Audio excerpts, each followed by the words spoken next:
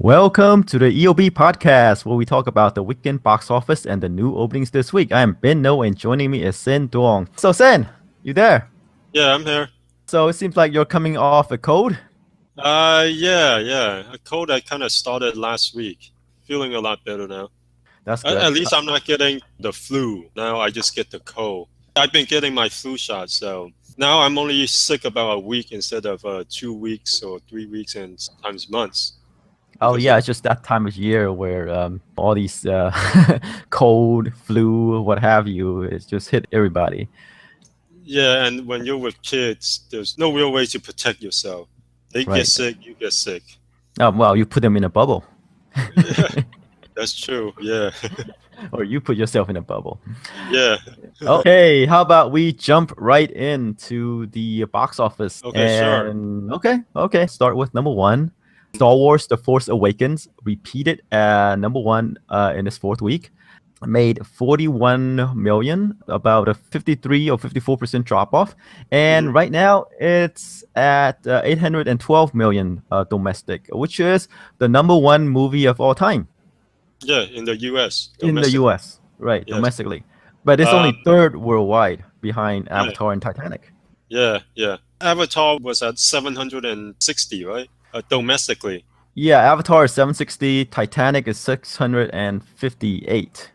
Okay. And worldwide Avatar is at like 2.78 billion, and Titanic is at like 2.2 or something. I don't think it can make another billion overseas. I mean, worldwide. Because worldwide, Star Wars is at 1.7 billion. So in order to break Avatar's worldwide record, it would need to make another billion. Mm-hmm. And right now, January is the slow period, as you can see.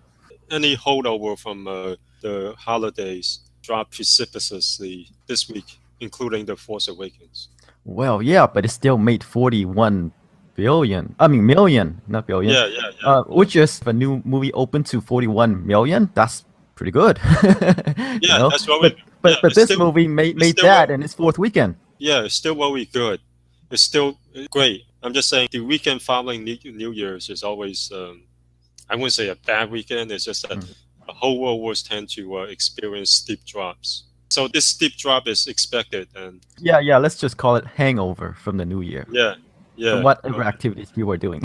So what do you think? Do you think it can gross another billion worldwide to I mean, get to Avatar? like I said, domestically, I don't think it can make a billion. Yeah, because it is Not, slowing down quite a bit. We'll have to see how it holds up in the following weeks. This week, historically has always been a huge drop, but who knows? Maybe in the following weeks it'll continue to be leggy. and I think it just opened. I think Saturday in China, and opened to around what 51 million. 53, depending on when people look up those numbers because of the fluctuating exchange rates. So yeah, 51 or 53 million, depending on when you do the exchange. Right, Which and is if they're reporting the numbers accurately or not. You never know. we'll take their word for it. Otherwise, Right. the whole system is messed up. Okay. And of course, Disney has been spinning it as the biggest Saturday opening of all time in China and the biggest weekend opening of all time in China. And some of the people who look at these things are saying, well, it's probably one of the few films that open on a Saturday in China. Right. In China, the release schedules are kind of wacky because films can open on a Monday, Tuesday, anytime during the week, even on Right. Sundays.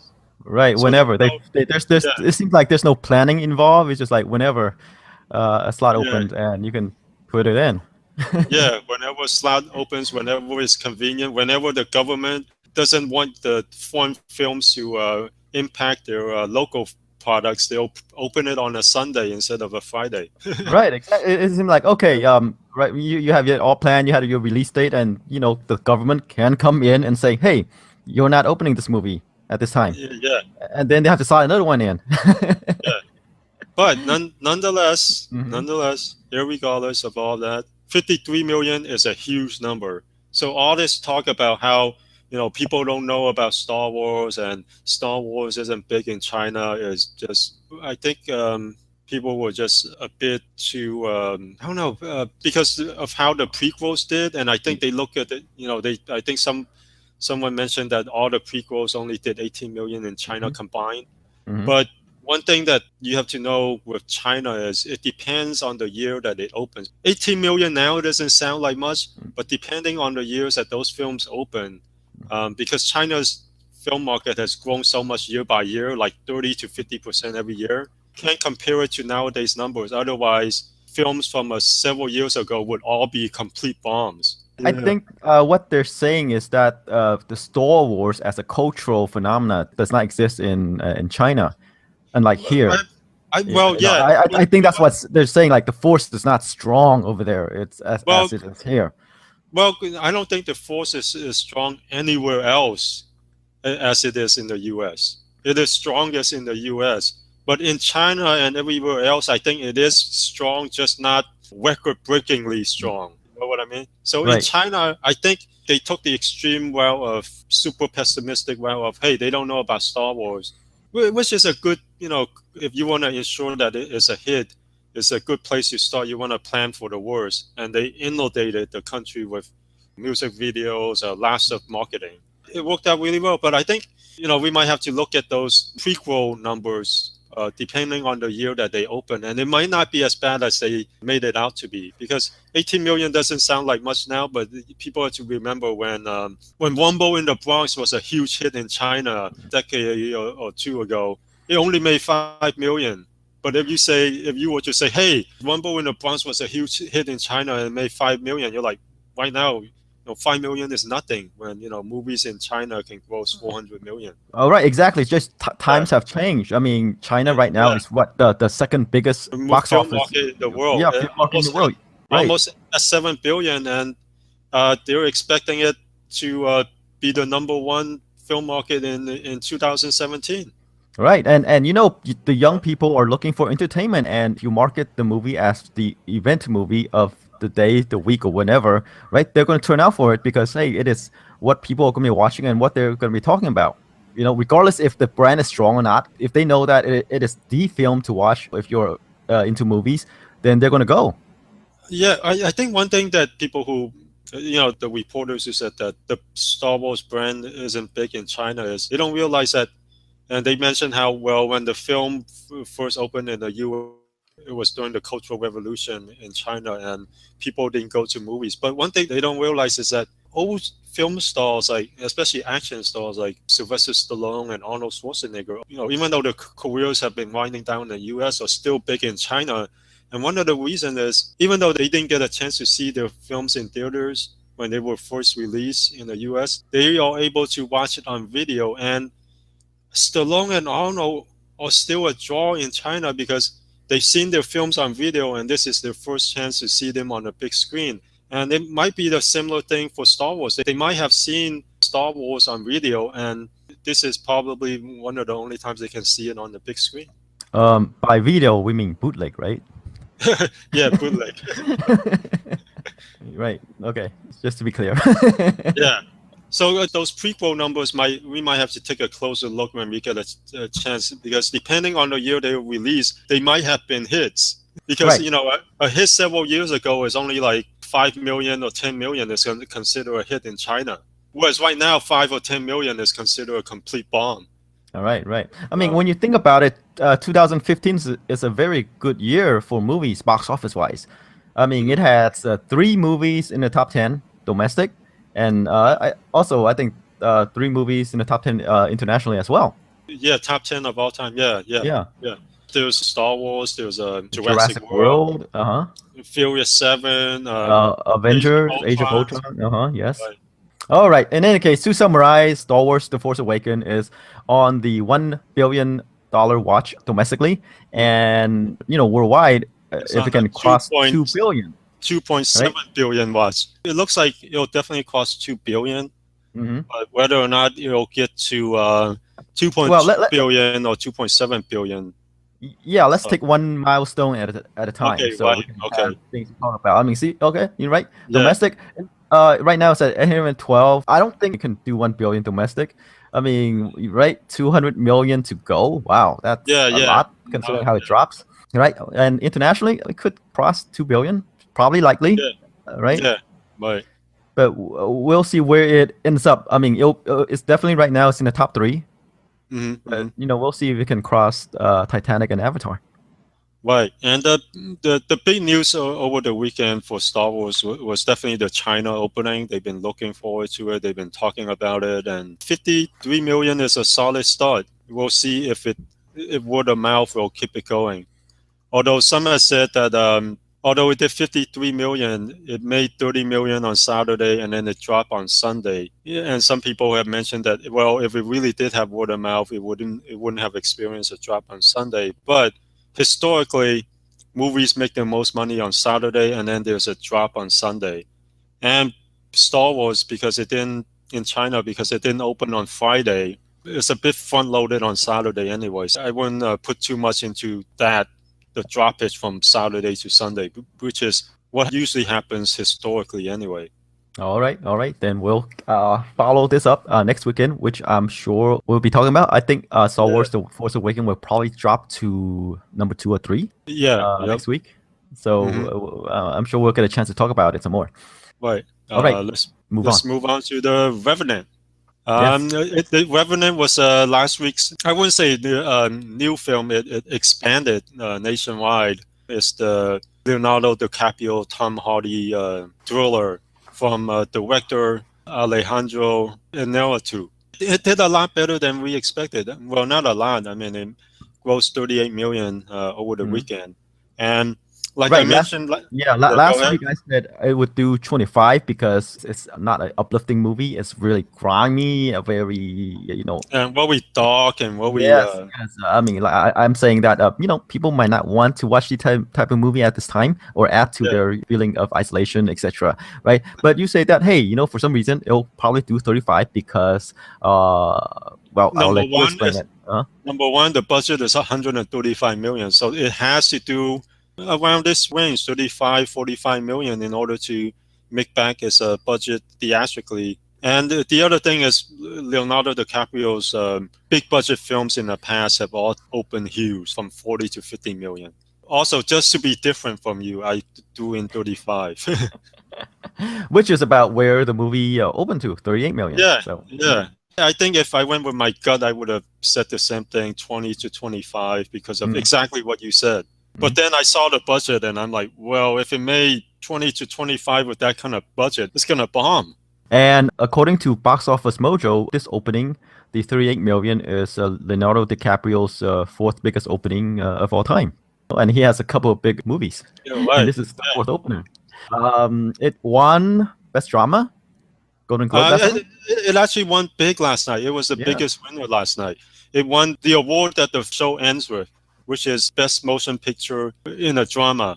And it also won Best Director in a Motion Picture for a Drama. It also won Best Actor for Leonardo DiCaprio. A lot of this would have been different if they didn't put The Martian in as a comedy. I guess maybe you had some influence in this because you keep on saying that The Martian is a comedy. So maybe they heard our podcast and they took your wow instead of my wow and slotted it into the comedy category. Okay, I like to believe you on that. The Martian, I thought it only won Best Comedy and Best Actor in a Comedy. From the advertisement, speaking of which, they're really quick. After the show, I saw an advertisement that said The Martian on video, winner of 3 Golden Globes. I'm like, whoa, that was really fast. And then I only remember 2, but according to the advertisement, it won Best Actor in a Comedy, Best Director in a Comedy, and Best Motion Picture in a Comedy. If the advertisement is to be believed, then it's even with The Revenant. But then The Revenant is the film that the show ends with. So it actually won the big prize. Yeah, I also like to point out that if the Revenant has any female actors, it would probably won Best Actress too. All right, Yeah, and yeah, if they have an yeah, award for Best Bear, that bear yeah, would it have won. won. Yeah, true. I feel bad for all those comedians, all those comedies like Spy or Hmm. Trainwreck, because they're in that comedies No, category and they no, I got mean, beaten by all these drama actors. right? It's like here are these true comedies, and you Yeah, have this one thing where while it might have a few laughs, yeah, It's not a comedy. But hey, that's the Golden Globes for you, right? If they can hand out an award to somebody, they'll do it. They'll create something. Right. What is it? Arnold Schwarzenegger was nominated for Junior, Best Actor in a Comedy for Junior. So that's the thing. I mean, it used to be that Jim Carrey won. He mentioned it again. He's won a Golden Globe twice as a Best Actor in a comedy, and that made sense. But nowadays, these comedians, I feel bad for them. They can't win because they always put a Best Picture drama film in the comedy section, and everyone involved in these dramas with a few laughs here and there, taking up their awards. Well, no. Jim Carrey won, I guess, like Best Actor in a comedy, but he complained that his movie wasn't a comedy. Truman Show, right? Yes. Truman Show. But yes, I think, before that, it was probably a comedy, though. I'm saying that the one that the Truman Show, he complained that while he won, he's like, I won it for comedy. It's not comedy. It's like the thing is like you do this work, you think it's a serious work, and people label your work as a comedy. That's kind of insulting, and that's what he complained about. Right. He finally did a serious role that was well reviewed, and he was getting acclaim for it, and then they called it a comedy. Right. And it's just like The Martian versus The Revenant. It's The Martian is kind of like a second-class citizen. It's like, oh, it's a comedy, but no, we're doing the serious stuff here. We're proud of our work, but it is not a comedy.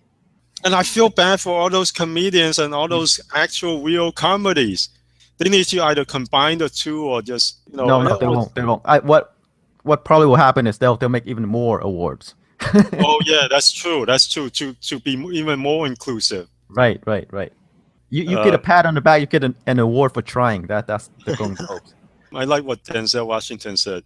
He got the Cecil B. DeMille Award, Lifetime Achievement Award, in the Golden Globes, and he said his agent told him regarding the Golden Globes, he was nominated. He's like, you're gonna go in there, you're gonna shake some hands, you're gonna smile, you're gonna hold up their magazine, and then you're gonna win the award. And then the next day he won the award. Right. That's what it is. Yeah. I mean, they try to clean it up, but hey, they still have some work to do. Yeah, it used to be a joke, but now at least the nominated films or well reviewed, people consider them quality films. It used to be, they have Arnold Schwarzenegger Jr., which was critically panned, and they nominated Arnold as a Best Actor. Yeah, it's kind of like what the MTV Awards are. Yeah. That's what it is. Like movies that has no business winning awards, actresses that has no business winning any awards. They get them to show up because hey, they're popular. People watch it. They can sell ads. Yeah, exactly. But now at least the films are in there, or films that deserve to win. Okay, I think we went into too long. Let's get on to number 3. Daddy's Home, the comedy starring Will Ferrell and Mark Wahlberg, made about 15 million in its third week, experienced a 48% drop off, and made 116 million domestic.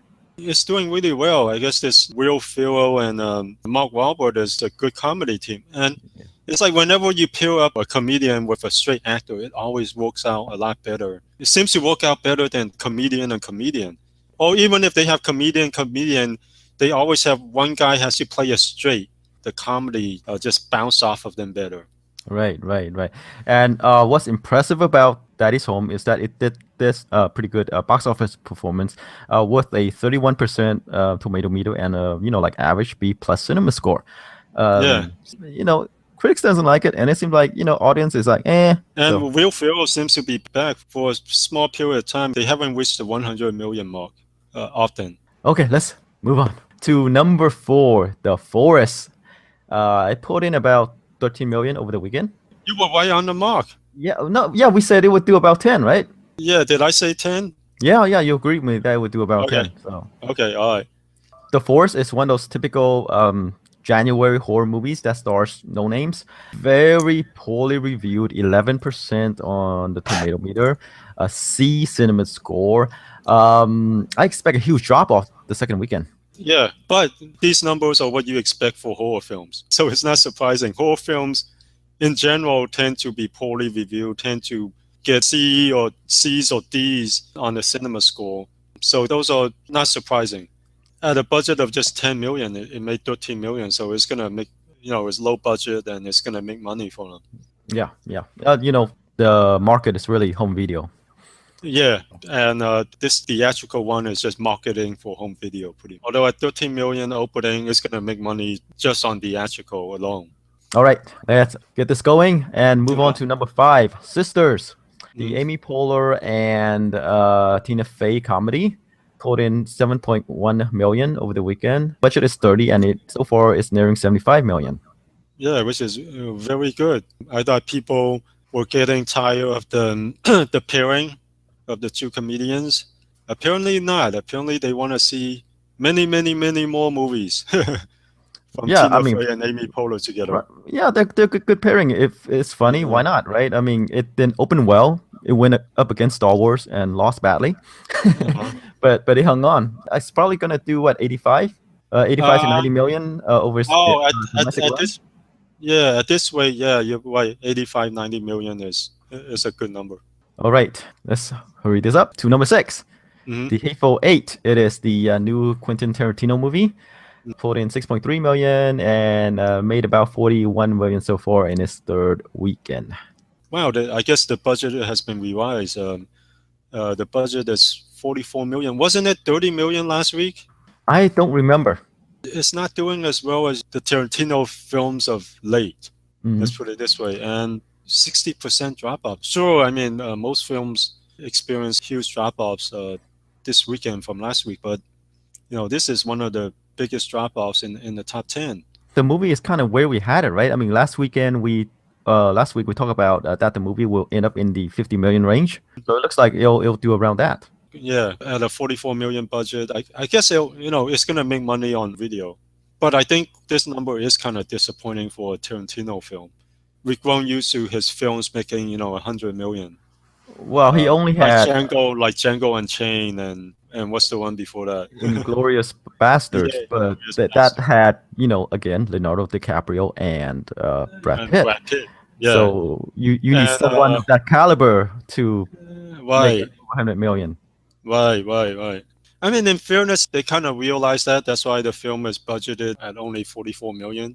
Right, but you take out Django Unchained and Inglourious Bastards, right? His movies are always kind of pulpy, kind of like B-movie-ish, except that it's done on a bigger budget. Yeah. Well, Django Unchained is kind of B-movie-ish too. Yeah, that's what I'm saying. But all of them all kind of B-movie-ish, huh? Right, but then that has the stars, Yeah. That's a major difference here. His previous two films have stars that can open movies, and the Hateful Eight doesn't have them. Right. I mean, remember you say that if the Revenant managed to pull in about 35, they say they'll watch Leonardo DiCaprio in anything. Well, hey, Django Unchained. Right? Yeah. Yep.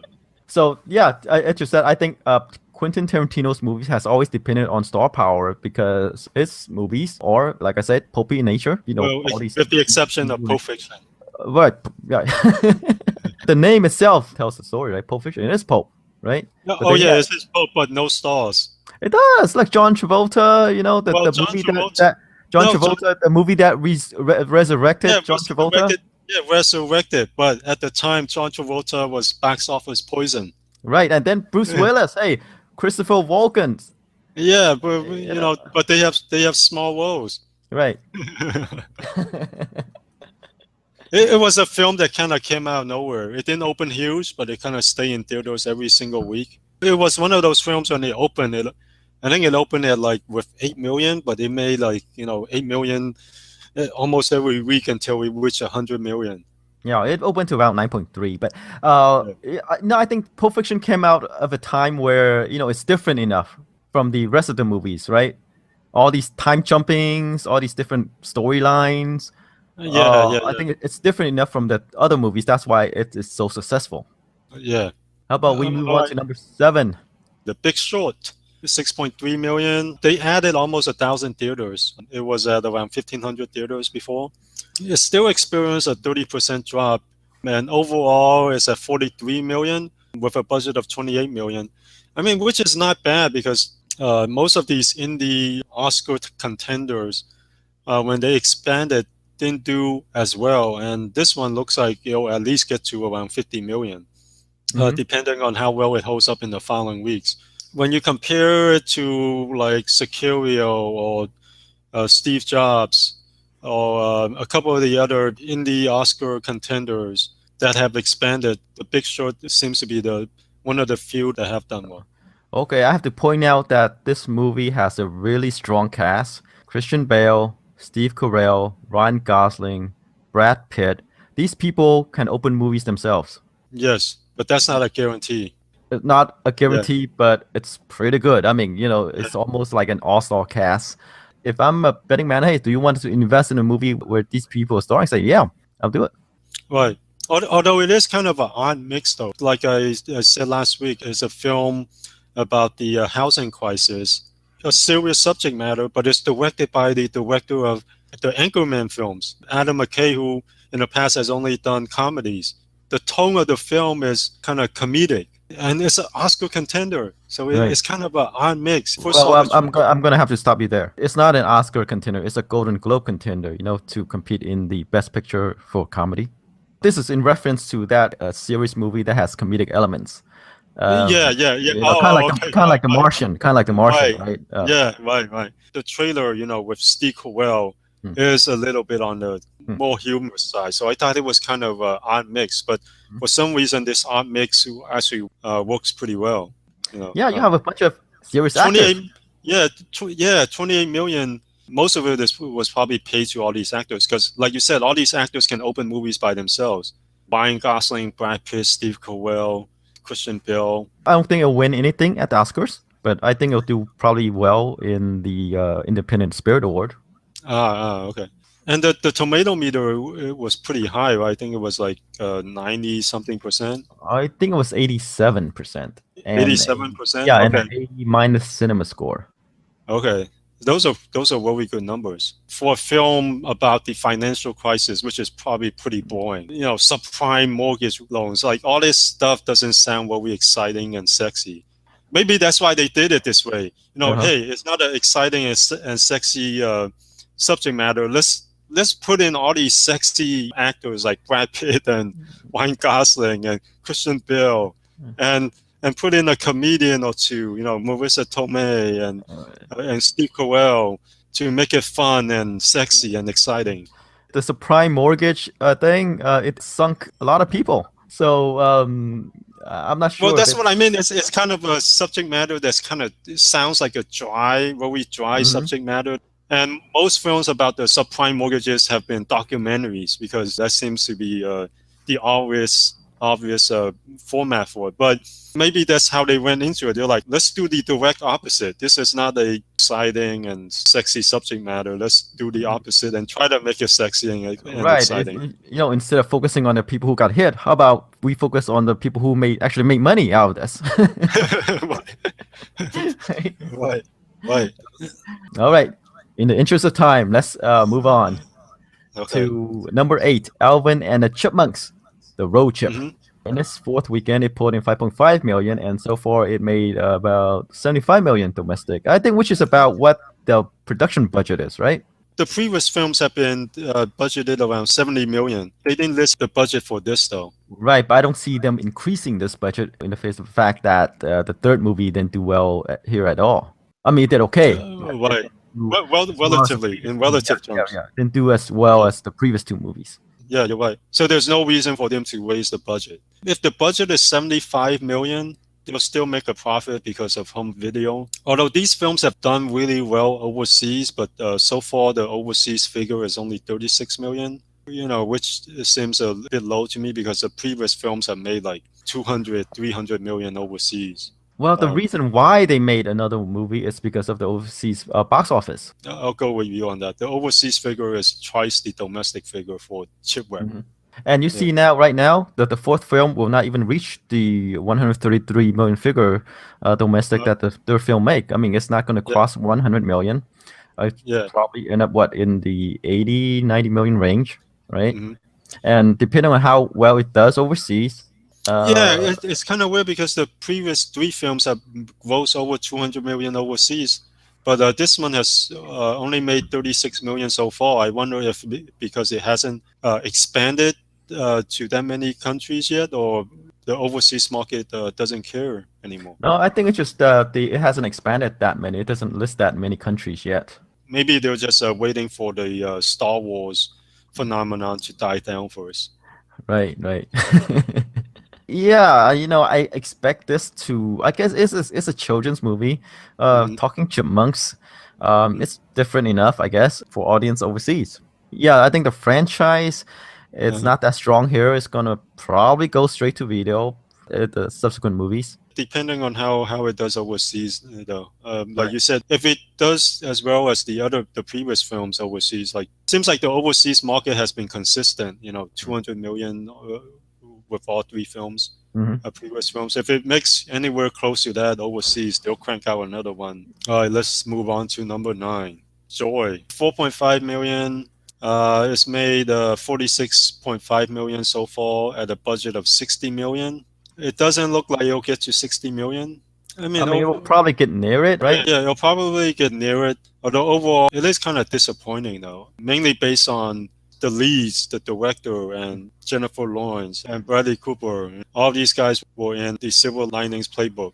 And that film did well and won awards. And this one doesn't look like it's going to win any awards and isn't doing nearly as well at the box office. This movie is about the inventor of the magic mop, about her life and how she came to, struggle. I think she's raised a divorced mother raising kids. And then somehow she came up with the idea of this self-ringing mop. Oh, even though you still have to twist the handle. Like you say, it's the pairing of the people, the principals from the Silver Linings Playbook. Director David O. Russell, Bradley Cooper, Jennifer Lawrence. They threw in Robert De Niro, Virginia Madsen, Ego Ramirez, who was in Point Blank remake. Isabella Rossellini. Very good people, but this movie just doesn't work. It made, right now in its third weekend, it made about, 47 million. Huge drop off from this previous weekend, about nearly 56%, and next weekend it's going to drop more still, right? Not sure because this is a hangover weekend, so the drop offs might slow down next week. Okay, but I'm betting on this movie dropping huge again. Maybe still in the 50 range. I guess this thing goes to say that is the Jennifer Lawrence era over? No, I mean this film looks like you said, it'll still get close to 60 million, and for a movie about the inventor of the magic mop, it's not bad. If you take out all these people were involved in Silver Linings Playbook, it's not bad, right? Yeah, but it seems like it's gonna be a money loser for Fox. I'm not sure, because there's always home video. I don't think this will do that well overseas, but if it makes back its budget, if it gets close to 60 million, then it'll probably make money through home video. Because the home video market is twice as big as the theatrical market. Right. Well, that's what I'm saying. It's like we have to see, because right now Jennifer Lawrence doesn't have the Hunger Games anymore. Yeah. Right. So can she stand alone as an actress? We'll see. We'll see after, because there's still the X-Men film where she used to be just a character in the previous X-Men films, but in the latest one, Apocalypse. She's like front and center. She's like, hey, she's the star. Yeah, but that's the X-Men, right? You take her outside of these big blockbusters where the movies sell themselves. That's what I'm saying. We have to wait until that's over, because then she doesn't have X-Men or Hunger Games. Oh, but then they're doing Hunger Games prequels, and they're gonna cast her in it. I don't think so. The prequels, they're gonna cast someone younger. She's already too old for Hollywood. She's only 25. I know, but they're gonna move on to some newer stuff. She might get a cameo. Who knows? But if you take a look at her other movies like Serena, where everyone wants to bury, American Hustle did well, right? She doesn't have that many movies before she broke out. She starred in these horror movies and other indies. To her credit, she was in American Hustle. She was in Silver Linings Playbook. You can't say that she was just a star because of Hunger Games. Yeah, because she did those movies in between the Hunger Games. Since the Hunger Games have ended, let's wait until the X-Men films ends with Apocalypse. And we can see her next phase. Will she fade out like Christian Bale and Michael Keaton, like other stars who were in these franchises, huge franchises, and then just kind of disappear afterwards.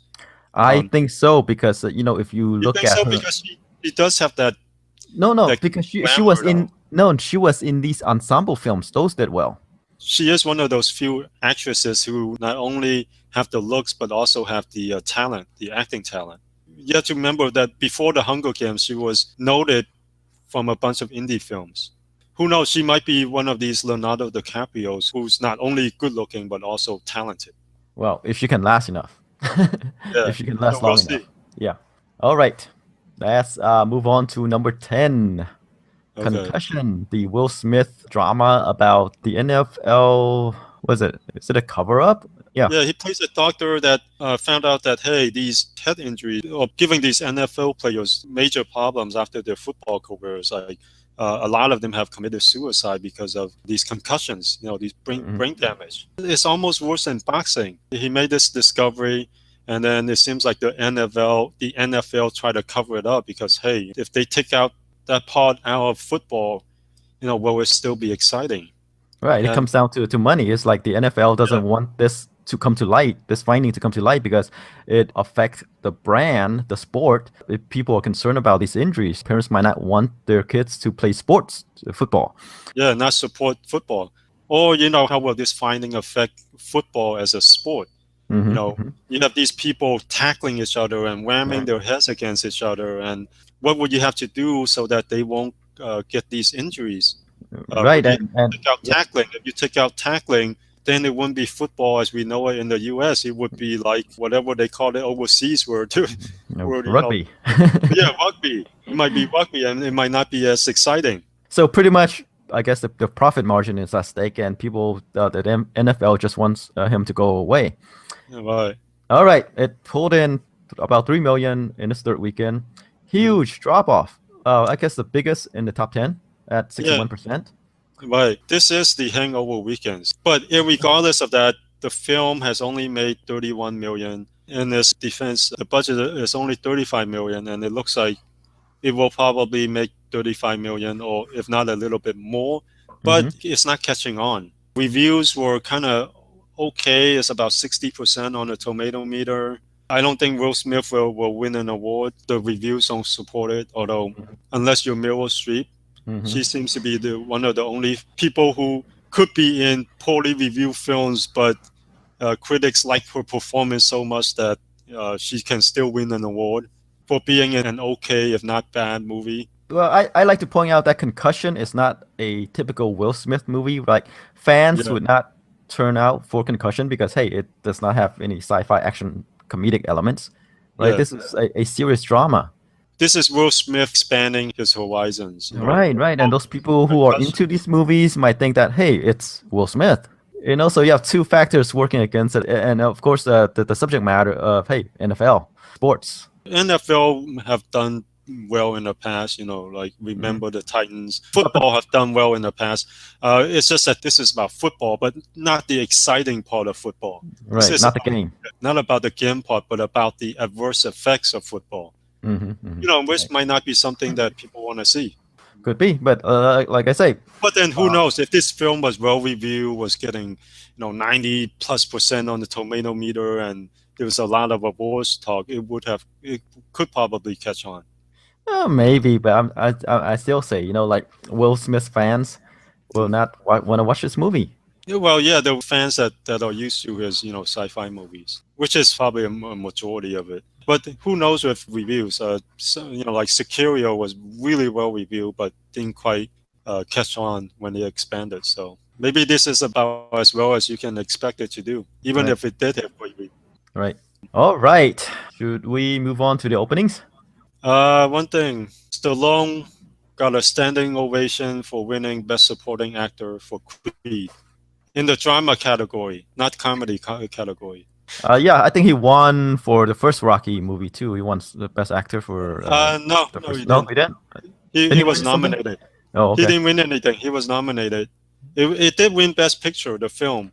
No, I'm not talking about Oscars. I'm talking about Golden Globes. Oh, Golden Globes? Yeah. For Rocky? Yes. Oh, okay. I'm not sure about that. Okay, I thought you were talking about the Oscars. I'm talking about. I think he won a Golden Globe for the first Rocky movie. Oh, okay, okay. So they supported him. Let's see if the Oscars will follow the same, because it's kind of a lifetime achievement award. Oh, he'll Uh, probably get that at some point. well, I don't know about that. All right. Oh, who knows? Like, Because of the Rambo movies, and because the first Rocky and Rocky Balboa are like one of the few films in his filmography that's been well reviewed. He might not get a lifetime achievement award, but he might get a lifetime achievement award for the role of Rocky if they gave him the best supporting actor award in the Oscars. all right. Let's move on to openings. I think we have three, right? We have 13 hours and Ride Along 2. And Norm of the North, this Uh, animation from Lionsgate. Oh, okay. Is that a wide release? Well, it's I Lionsgate. I assume, guess it is, huh? yeah, I assume it is. Okay. All right. But we start off with the 13 Hours, It's a Michael Bay film. directed by Michael Bay. It's him trying to do a Zero Dark 30. Yeah, so this movie is about the attack on the U.S. Embassy in Benghazi, and about a group of special forces who took matter in their own hands and want to save the people there. All right, the movie stars James Badge Dale, John Koransky, Max Martini, and others. Yeah, who have never opened a film in the past before, and John Krasinski is the probably one of the few recognizable names in the cast. But this being a Michael Bay film, right? It's the American flag, Americana, truth, Yeah. justice, and the American way. Those are the. And he loves the military. And as you can see from the poster, explosions are very nicely done. Right, right. It's a Michael Bay film. Yeah. Well, Michael Bay films, right? He's gonna have the action. He knows how to film action. Regardless of whether you like his movies or not. He gives what people want, or at least his audience, his fans want. Cameras that moves around, close-ups, things go boom. Yeah. Although the only thing with 13 hours is, when you watch a Michael Bay film, it's usually not about, it's usually something mindless. This is about a serious subject matter, a world event that's very controversial. And people might not associate Michael Bay with that. They're like, wait a minute. It's like, sure, Michael Bay loves the military and, loves the U.S., but we usually don't associate him with things that are serious. Well, no, but it has all the ingredients of a Michael Bay film, like people who would want to watch and people who turn out for Michael Bay film, right? Like I said, like truth, justice, and the American way. On a technical level, you see the Michael Bay elements, but on a subject level, there's a disconnect. But the thing is, I'm not sure if he can do these kind of films well. So we'll see. The reviews, there are no reviews yet. I mean, if the reviews are good, it'll be surprising because critics. Yeah. If they review these films as they review other Michael Bay films, then they'll probably be in the low 30s. And I'm not sure if fans of the typical Michael Bay film will see this and think Michael Bay, even though on a technical level you recognize the Michael Bay elements. Yeah, I think it's because he hasn't returned to these movies for a while, right? I mean, he has his Transformer movies. That's kind of different. Transforming robots and everything. But right now I think he's returning to smaller, quote unquote, smaller movies. And I'm not sure if that's ever his thing though. Like his most popular films are Bad Boys, Transformers, The Rock, basically stuff that are kind of fun and mindless. Well, in any case, right? This is kind of like American Sniper and Zero Dark 30, I should say, but it's with the action element ramped all the way up. Yeah, and the intelligence ramped all the way down. Right. I expect this movie to do well. You think so? Yeah, I think because this movie appeals to, like I say, the flyover countries, where they're religious, patriotic, etc. And it has the Michael Bay thing. I say it's going to probably open in the 35 million range. I will disagree with you there. All right. I think there's a huge disconnect. I don't think people will look at, they're like, wait, Michael Bay is taking on Benghazi? You mean the guy who directed the Transformer movies or doing a film on Benghazi? I think at most 10 million. at You most. serious? You Yeah, serious? at No most way. 10 million. I mean, American Sniper has Clint Eastwood. Michael Bay is not Clint Eastwood in this subject matter. You don't expect Clint Eastwood to do Transformers. I don't expect Michael Bay to do a movie on Benghazi. Sure, I know he loves the military and he loves American soldiers and all that, but I don't know if he has the Eastwood's intelligence and to deal with this subject matter in a more nuanced manner other than a superficial matter of like, hey, I can blow things up really well and I could really do the action really well. No, you know you're talking about Michael Bay, right? Yeah, yeah. Doing those well, it's really his thing. Yeah. That's the thing. He will only focus on that rather than the issues. Yeah, and even Pearl Harbor made nearly 200 million, opened to nearly 60 million. Yeah, but Pearl Harbor, it's one of those films when they advertise it as a Michael Bay film. It's things get blown up really well. And everything's very bright. Your typical Michael Bay elements are in there. 13 Hours is dark. It's about Benghazi, a very controversial subject matter. You don't see this and expect Michael Bay, but we'll see next week. I'm saying 10 million at most because there's a disconnect. You're going with the typical Michael Bay numbers. My only thing with that is this is not your typical Michael Bay film. Oh, okay, if you say so. If you say so. Yeah. What I'm But we'll saying. see who's right. But I could be Okay. right. I could be wrong. You could be right, or you could be wrong, and I could be right. Or it might end up somewhere in the middle where it's like 15 million. It could be, but hey, it's Yeah. Michael Bay. A lot of people who watch this movie might have heard of Benghazi, but they don't care. No. They don't care. People who watch Michael Bay films don't care about Benghazi. Right, I'm saying they don't care if it's Benghazi. That's what I'm saying. It's like even though you say it's a controversial subject because the politician keeps on bringing it up, right? Yeah, that's what but I they mean. don't care about Benghazi. They know soldiers, American flag, things blow up. Yeah, exactly. They don't care. So when they see this trailer, they're not gonna care. No, but they know things blow up. Soldiers. You know what I'm saying? All right, we'll see who's right. You have to turn your brain off a bit. And that's what they'll do. All right. Okay. I'm just saying your typical Michael Bay fan wouldn't even notice this movie. Okay. Like, come back next week. We'll see. Yeah, we'll see. We'll get down to this. All right, let's move along to Ride Along 2. The first one did surprisingly well. The fan base is very dependable, and I kind of expect this to do just as well as the first film. So around 35 to 40 million range. That's where I had the movie too. The first movie was a surprise hit. It had like 41 million opening. It went on to gross 134 million domestic, despite it being poorly reviewed, 18% on the tomato meter. But the cinema score is an A. For the sequel, Ride Along 2, they kind of ratchet up the action, the comedy, the eye candies, and it has Miami. The thing is, Kevin Hart, his star power has grown a lot since then, so it has that added benefit. Was Ken Jeong in the previous one? No, I think he's new. Oh, no wonder. Kevin Hart and Ken Jeong were presenting in the Golden Globes. For a minute there, I'm like, hey, did they just have both of them there because they're both really short? But I guess the two of them are in this movie and they're promoting this movie. What? You're saying that the Golden Globes take money, advertising money to promote movies? No.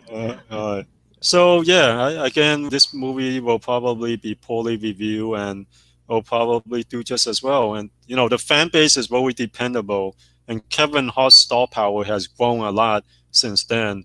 And Ice Cube, has been dependable in these comedies. Yeah, he's playing pretty much the same character he played in 21 Jump Street and his other tough guy cop movies. He has a surprisingly successful acting career, doing these family films or these, comedies. Right. And like we mentioned in Daddy's Home, right? It has this pairing of the funny guy with the straight guy. Yeah. Yeah, so we're both expecting a 35 to 40 million opening. We could do more, right? It could, because Kevin Hart's star power has grown a lot since then. So it could do more. It could even do 45. Right. So it could be the #1 movie next weekend. Oh, this weekend. Yeah. Most likely it'll be the #1 movie this weekend. Right. Right. But it'll depend if Benghazi or 13 Yeah. hours, how that Or performs. or if the Revenant holds up really well, really well because of its Golden Globe winnings. Yeah, it will drop.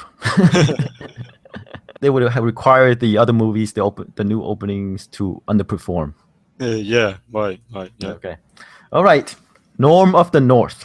I haven't seen any of the trailers. I don't know anything about this movie. It looks like Lionsgate has been moving into the animation category because they have those sheep movies. Shaun the Sheep. What is it? Yeah, Shaun the Sheep. They actually made money on. So, because they bought the rights for just a couple million. And when they bought the rights to it, they said the break even point was 15 million and they made about 19 or nearly 20 million. And that doesn't include home video. So, they actually made money on that.